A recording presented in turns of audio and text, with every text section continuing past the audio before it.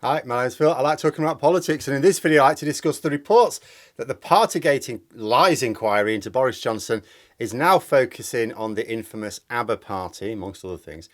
Now, in terms of information out there, this was likely the most egregious breach of Johnson's own lockdown laws, and yet previous investigations have steered well clear of it. This could renew the public's outrage at Johnson's behaviour all over again, and if he thinks he's going to worm his way back into Downing Street, he may need to be very, very mindful of this particular trip hazard.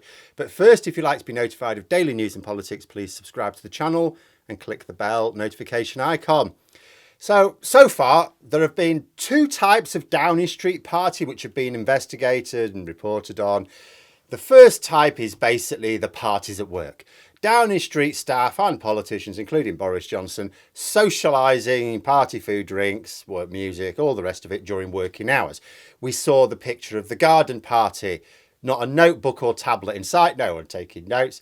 There was the birthday lunch for Boris Johnson. There were the suitcases full of cheese and wine on Friday afternoons. But they would claim that they were discussing work-related matters. It was still sort of work. They were just doing it with their hair down.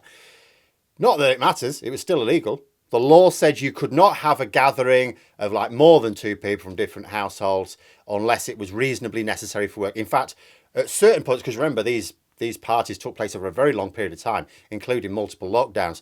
So at some cases, you couldn't associate with anyone really, I think, from a household. But certainly for the second, I think 2 people was the maximum, unless it was reasonably necessary for work. So even if you were working, unless the gathering had to take place for that work, you were breaking the law. Well, what were they doing without a notebook or a tablet or anything like that? Well, they're talking. That's all they can do. They could be talking about work. Discussions can take place remotely. When I was teaching during lockdown, staff meetings took place using web conferencing tools. That was how you did it in compliance with the law. When the Mail tried to hang Starmer over his campaign meeting, they neglected to mention that eating and drinking weren't anything to do with the law. Doesn't matter if you had a curry or a beer.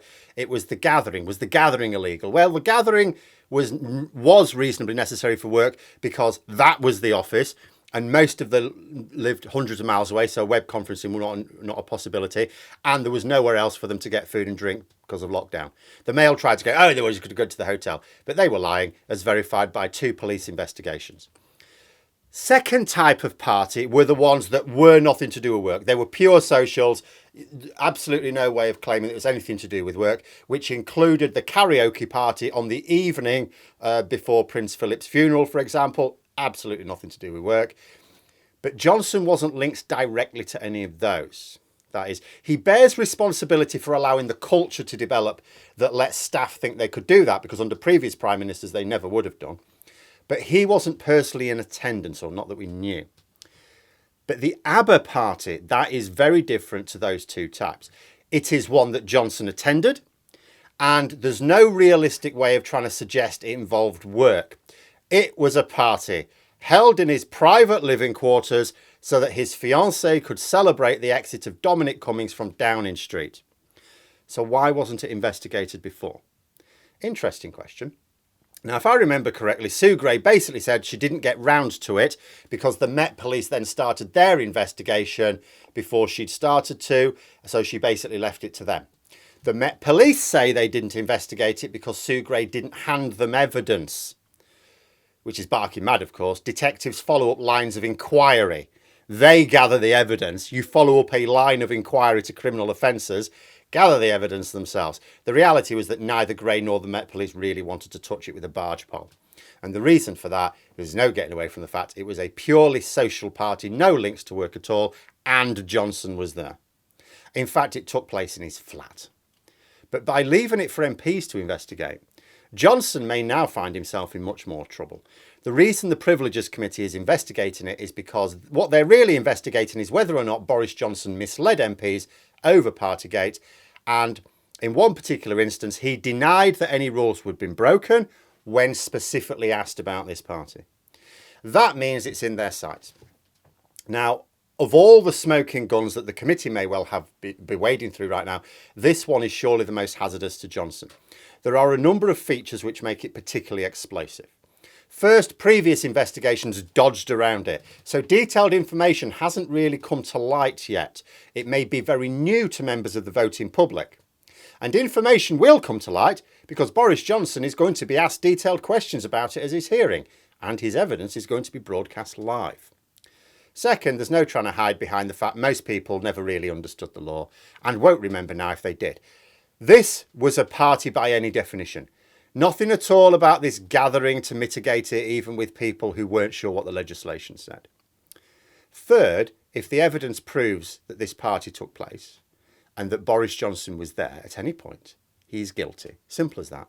He cannot have said to MPs that no rules were broken when he must have been aware that they were. Remember the two things that the committee are investigating. First, did Boris Johnson deliberately mislead Parliament during his responses to questions about parties? If he did, he's guilty. Second, let's say Johnson wasn't deliberately misleading at the time he was making the statements, but he was just wrong. Then how quickly did he seek to correct the record with MPs when officials told him he'd got it wrong? If it wasn't as soon as possible, he's still guilty. Even if he subsequently corrected the record, did he do it as quickly as he reasonably could? If the answer is no, he's guilty. Now, it may be possible for Boris Johnson to claim his usual defence of gross stupidity in thinking that boozing and socialising at work was, around tables in the garden with no notebooks or anything like that was somehow acceptable. Maybe the committee say that they cannot definitely prove that Boris Johnson isn't a colossal moron and misled the House not out of dishonesty, but because his brain is of little more use than a chocolate fireguard. But if the evidence handed over to the committee proves that this Abba party took place, that Johnson was there, that's really all there is to it. He'll try and claim that this raucous party in his flat with his partner and her friends had something to do with work, but I think that's going to be tricky. The report says that the music was so loud you could hear it in the press office. That's not a work meeting. Even if you think you could have music in the background, usually it'd be quite soothing music, maybe a bit of Vivaldi in the background or something. You wouldn't really choose Abba, would you? I'm a fan of Abba, but you wouldn't choose Abba. But let's say you did, each to their own. It would not be blasted out at volume 11, would it? He cannot claim that he thought it complied with the rules, meaning that he would have knowingly lied to Parliament when asked about this specific party in the House of Commons.